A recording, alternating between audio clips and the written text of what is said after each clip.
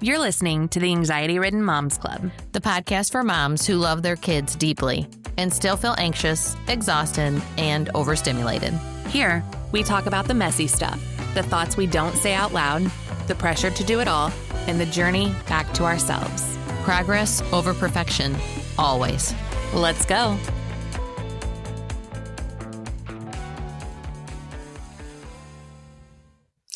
Okay. I want to start with a question that made me uncomfortable the first time I thought about it, because as Gina likes to say, it's 2026 and we're doing it uncomfortable. All of the things that are uncomfortable. Yep. And that's usually how we know it's a good one. If you met yourself today, not who you used to be, not who you're trying to become, would you trust her? Yeah. I'm pretty awesome. I'm pretty trustworthy. I am trustworthy. I will, you know what though, and bringing this up, I do want to say something really quick though. I think that there are times where people, and I've had people think that I'm not trustworthy. I know you can't see us, but I'm intently staring at her because I'm scared to death of what is going to fall out of her fucking mouth. So let's go. Okay. I think that there are people I'm sure in my life that I've met along the way that if may think in their minds if I am or am not trustworthy, right? And they may not think I am, because I think that there's been so many times. Now I'm scouring. I'm just like, I'm going to give a play-by-play today because that's what I feel like doing. Now I'm scouring, like, who doesn't trust you because they're fucking trees. They don't know me. If you listen to our last episode, you'll know what we're talking about. From now on, that is our code. You're just a tree. You're just a tree. I don't know. I think that there's a lot of times where, I can talk to somebody and tell them, here's my truths. I, like people, don't like people, did this, did that, whatever. And I remember even there was an employee that worked for me, and I really got along with this person well. And I heard after that person left that the one comment made was, just so you know, whatever you do, don't trust Gina. And I just started laughing because I never did anything that wasn't trustworthy. But I just think that there's times where people don't know a whole story, don't talk about it, and then they think somebody's not trustworthy. Does that make sense, what I'm saying? Yeah. Does it make sense? I want to know who this person is so I can go kick him in the face. But I think there's times where I had a guy and I really don't care for him. Oh, and of course I don't care for him because he said, this is a different person, that he had said he didn't know me for very well with the old company that I worked for. And he actually told somebody that I'm negative. You should have been like, have you met Kylie? Because that bitch is negative. He said I'm a negative person. And I was like, number one reason why I don't like him, because he's stupid and he is a tree. But I was like, negative?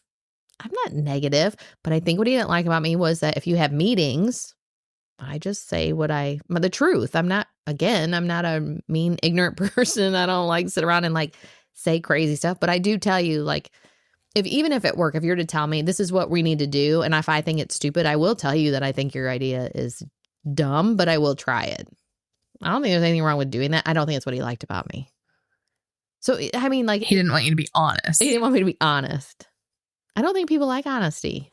They say they do, but they don't. You're probably not wrong. Are you kind of like, you get where I'm going with this? Yes. Or am I just talking like crazy and everybody just says, what is she talking about? No, I get it. It's why I say not everybody likes me. I'm sure I'm a tree to somebody. Not very many, hopefully. And if you are, you don't care. I don't care. Right. Just like him. You think I'm negative? Bite me, because I'm not.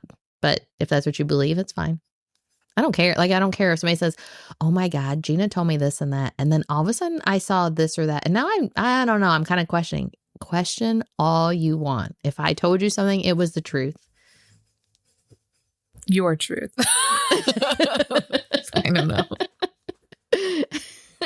I don't know. Maybe that didn't make sense to anybody. I just sometimes have thrown it out there. There's sometimes people that don't always ask us after they see something that they maybe can interpret however they want.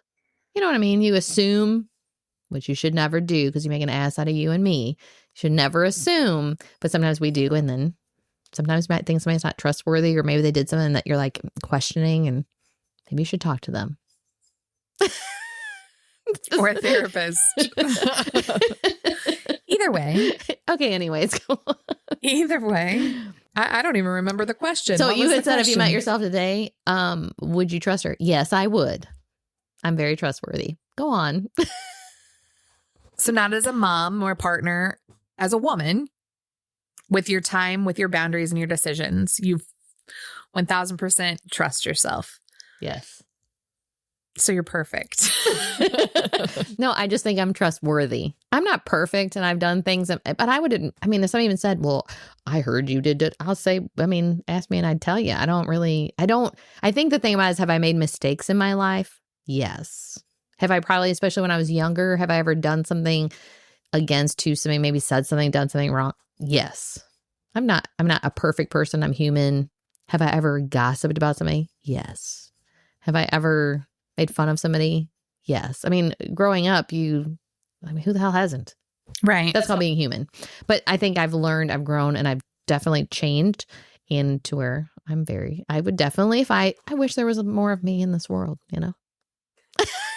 I need a Gina in my life. Fuck you. I'm trying, but I don't trust myself, apparently. I don't know. I hate this. Well, trust isn't just something, though, that we give other people. It is something we either have with ourselves or we don't. So, do you trust yourself? Would you trust you? Be honest. For me, it's saying yes when my whole body is saying no. The part we don't talk about. Resentment is often self-betrayal. I don't know. I am growing. That's the whole goal. Well, okay, we've talked about it before anyways. I mean, believe me, I've had to grow through my life. So me being the old, decrepit one over here, I definitely have grown. That's why I say I can look back at different ages and say, I mean, I had to learn some different things along the way. I don't think I ever intentionally tried to do anything wrong to anybody. That doesn't mean I never did anything wrong. You know what I mean? But I never did that with intention. Yeah. But I learned from any of my mistakes and I grew from them. So I think I was a tad bit thrown off because I feel like there is a difference between like being trustworthy and trusting yourself.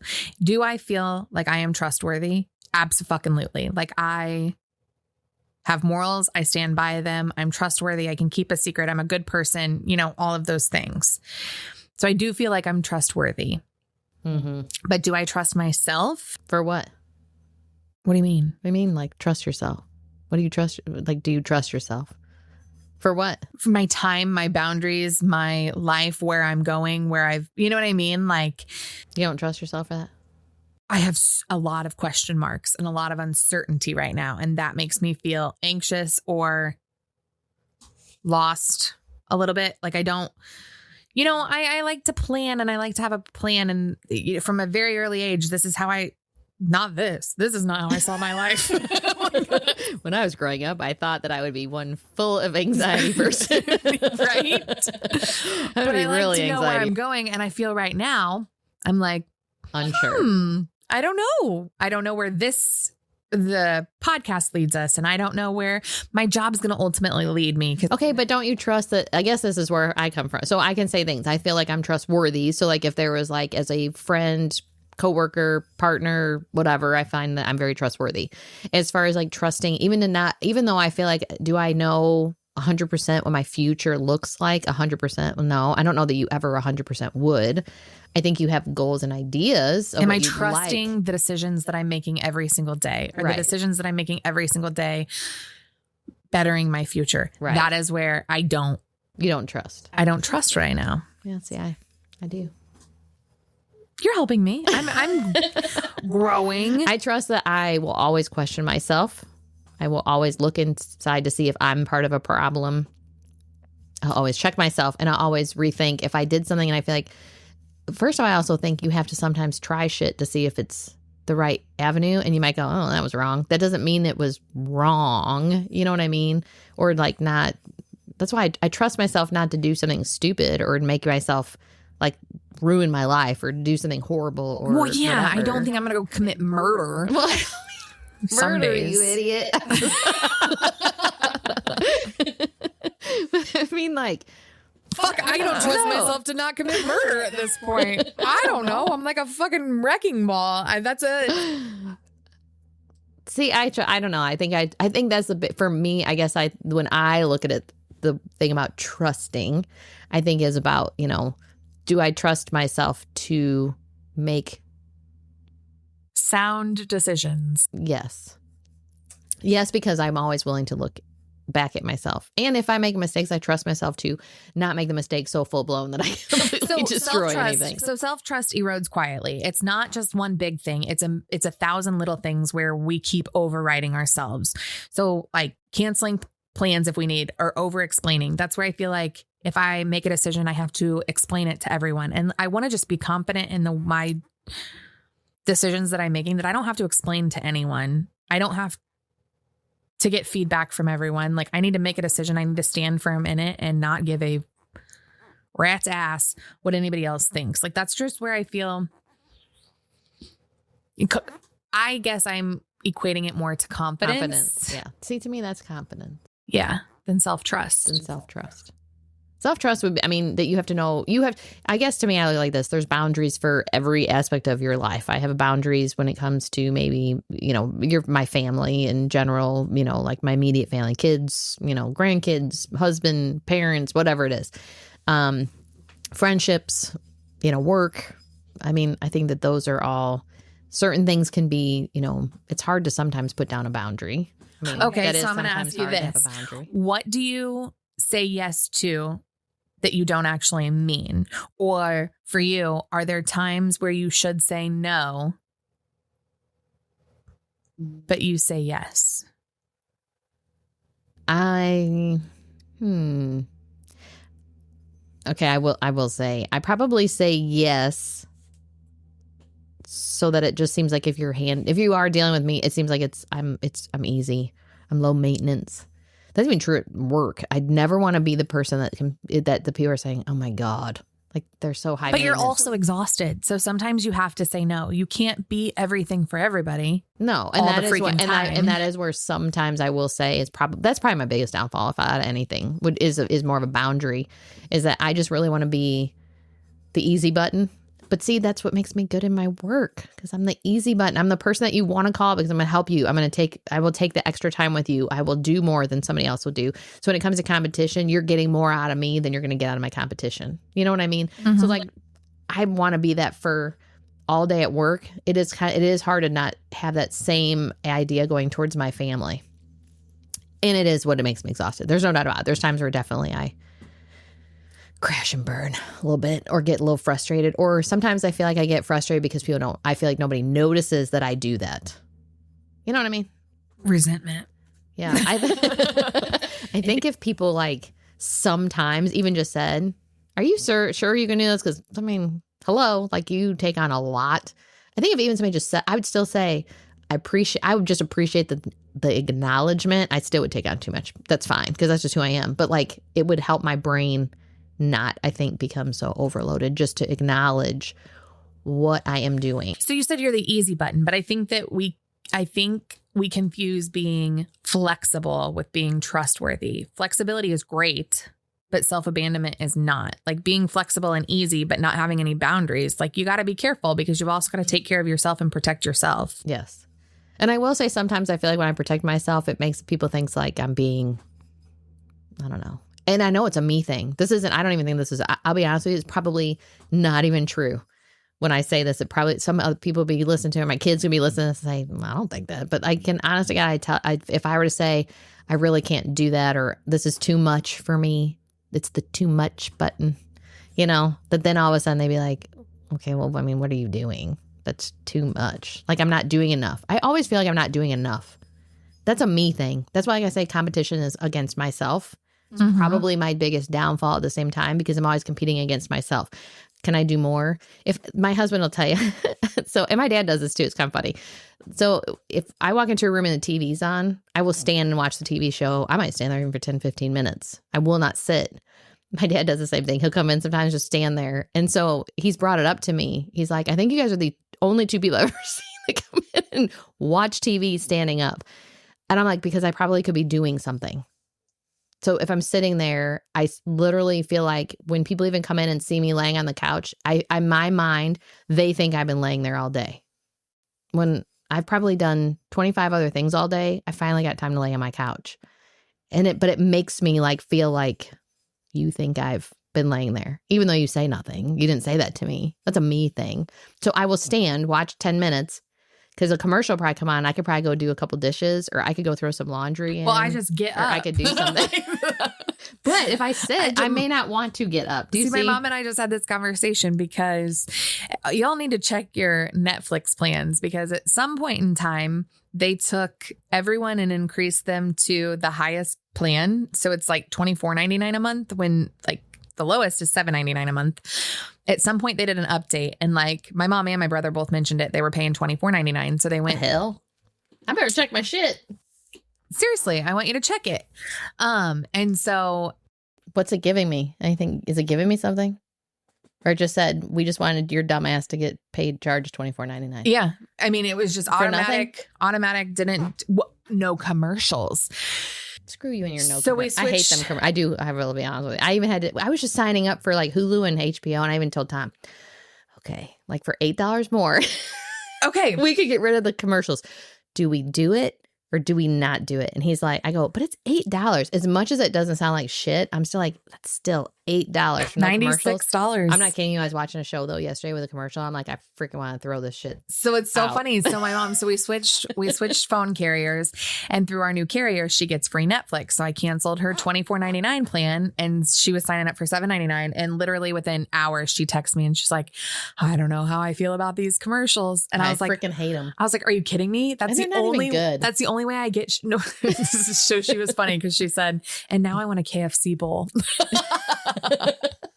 Okay, that is one thing, because it'll make you hungry. That's what my husband always talks about. He's like, this thing is seriously making me starving. I said, are you freaking kidding me? That's the only time I get things done. Like, that is how I motivate myself. Like, on commercials, you'll get up and you'll unload the dishwasher. Okay. On commercials, you'll go ahead and so. But that's why but that's why though, it's the only time I'll sit my ass on the couch and not move. See, if there's no commercials, I will sit and watch the show. So like I'll be like, okay, I need to get my stuff done, and then I'm gonna go sit on the couch.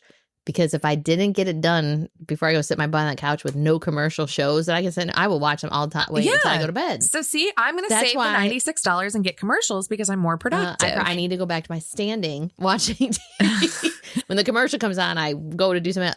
The bad thing about me, and this is why I probably think people think this, is because once I sit down like that, I'm done. I want to be done. Like I want to sit. I mean, that doesn't mean I don't ever, even though when I talk about like I stand there and watch TV and I do that, it's until like a certain time. Like it might be till like 7 or 7:30. And then by then I'm like, okay, I used to sometimes even do it till 8:30 or 9, but I've kind of made it more now. I don't have kids running around that I need to worry about. So maybe by 7:30, I'll be like, okay, I just need to sit and watch and enjoy TV and then go to bed.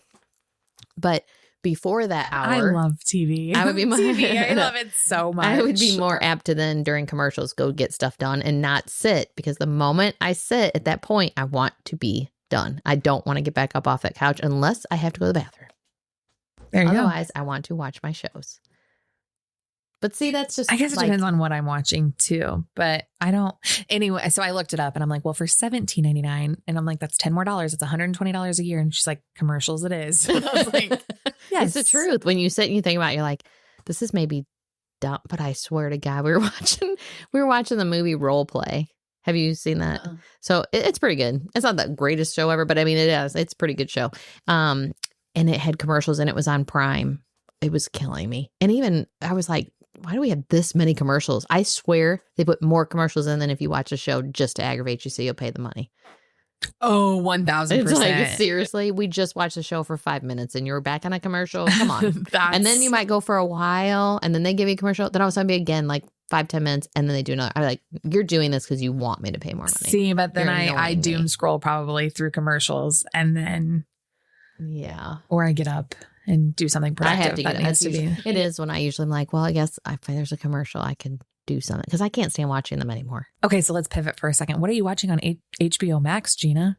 Well, I just finished The Pit. Oh, I love The it. Yes, I love it. That You was finished really, really it. good. You couldn't have finished it. They're dropping episodes every week. Well, I finished where it got me up to, and then it stopped. So I have to get back to now I have to start the every I'm a bopper or whatever. But I do. I really, really like that one. And then I'm in the I don't know, middle of the second season or something like that. Loving it. What's another So one? The Pit, back to The Pit for a second. The Pit is on HBO Max, and it is the original doctor from ER back in the day. If you ever watched ER. And now it's Dr. Robbie on The Pit. And it is a season is just one shift at a hospital in Pittsburgh. It's so good. It's so good. It probably isn't great for the people, the medical professionals in the world. I know sometimes shows like that get on nurses. You know what, though? I read something that they were saying that they have actually a lot of people who work in these situations who say it's about time they finally put a show on that like kind of shows more of what goes on. And even though I do think some of the stuff I'm like, okay, like they don't allow family members to stand there and watch as they're cutting you open, but which they do a lot on The Pit. That's the only thing I'm like, I mean, they would make them leave. I mean, let's be honest. But other than that, they said though that they feel that it kind of actually shares more with their families and friends what they really go through every single day. So I do kind of like how it shows, I don't know, how it just entangles these family members and the stuff that happens. And I don't know, it was good. I like it. I like it. I love The Pit. And then the other one that I'm trying to get Gina to start is on Apple TV, and it's called Shrinking. Yes, which I will start watching. But I'm not watching it until I finish Found because I'm totally invested. Found. I have to finish Found. Once I finish it, though, which I told you I'll finish that this weekend for sure, and then I'm going to turn that one on and see how that one goes. Yes, Found is good too. Found is someone that was kidnapped is a little girl. And she now has gone on to start her own practice, M&A, finding lost kids. Yeah. Well, not necessarily kids, though. Yeah, People, lost people. Just lost people. People that are like, taken, lost, whatever. And then she kidnaps her person that had taken her years before. And he actually is helping her solve cases. It's totally cool. And he's Zach Morris from Saved by the Bell. Which is kind of funny to me because on one hand, you just think of him as like this upbeat, happy kid. And now all of a sudden he's kind of like. For being a sociopath, I still like him. Like, I do still too. Likeable. This is the bad thing. And this is like, what's that other show I loved? And it's a long, long, long one where the criminal, oh my God, why is it not on the tip of my tongue? The guy that's the criminal and he, like a national kind of thing. He's always flying. Oh my God, this is like a super popular movie. Anyways, everybody gets to love him too. Like, I think that's what this guy's like. Dexter? I like Dexter. I really like Dexter too. No, not Dexter. I mean, you kind of had to like him. He was cleaning up in the world, but I know I really like him on there. He's, he is something I can tell as time goes on, the more and more you're going to like him. And you're like, this is kind of wrong that you like him because you're not supposed to like bad people, but you know what? You kind of do. They must be. Okay.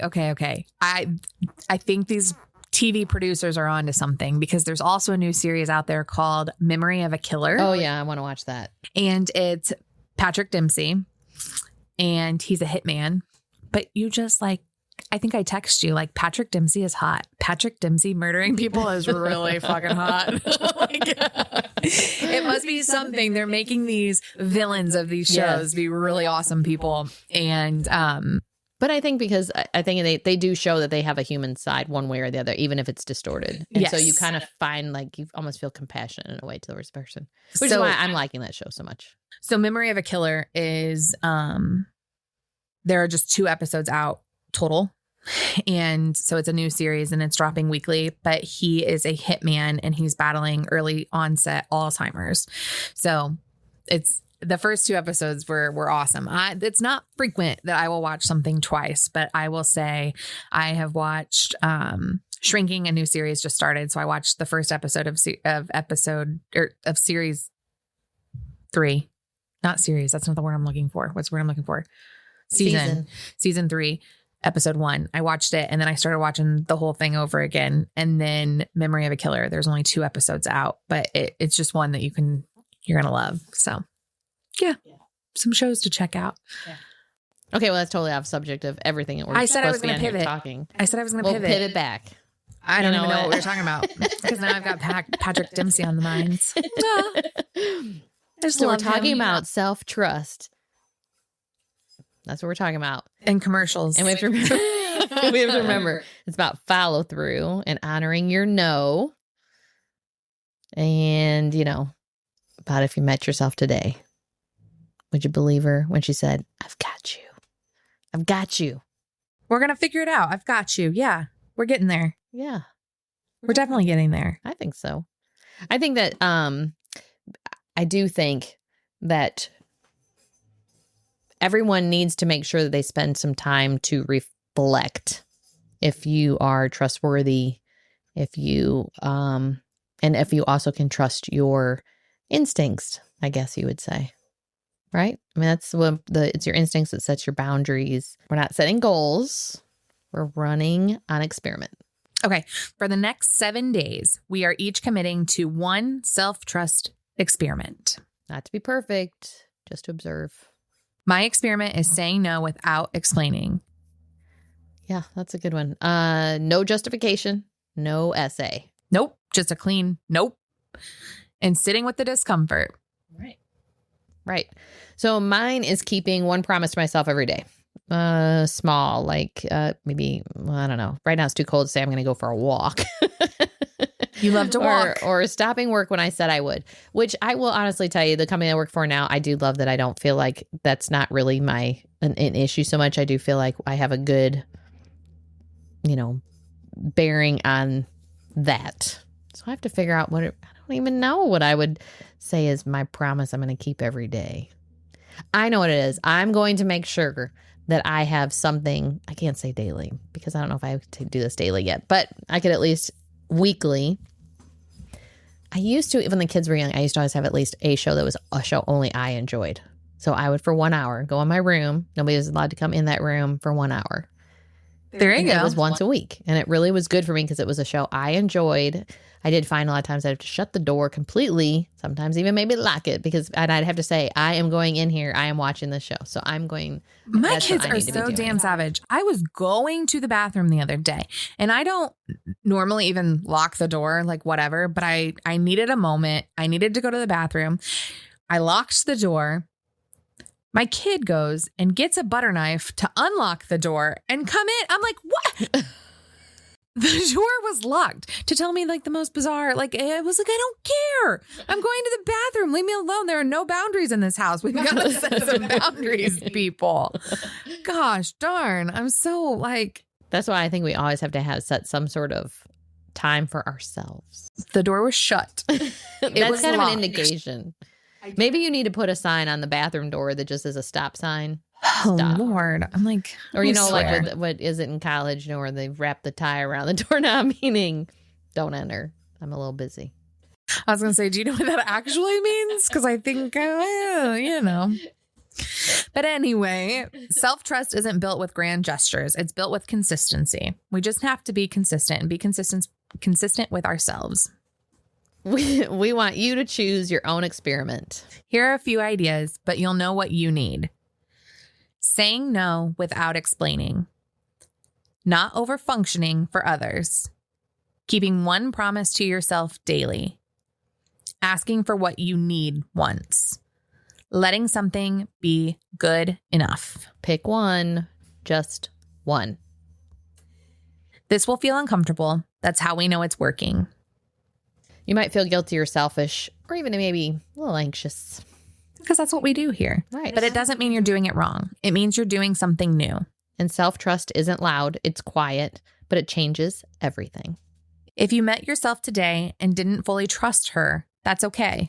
You're like me. We've got that in common. And trust can be rebuilt. One kept promise, one honored no, 1 week, hell, 1 day, 1 minute at a time. DM us your experiment or just your word started. Let us know and check back with yourself and even us in 7 days. You're rebuilding. Thanks for spending time with us. Take what you need, leave what you don't, and be gentle with yourself. And if you want to stay connected, follow us on Facebook, Instagram, and TikTok at the ARMC. And remember, you're not broken, you're becoming. We'll see you next time.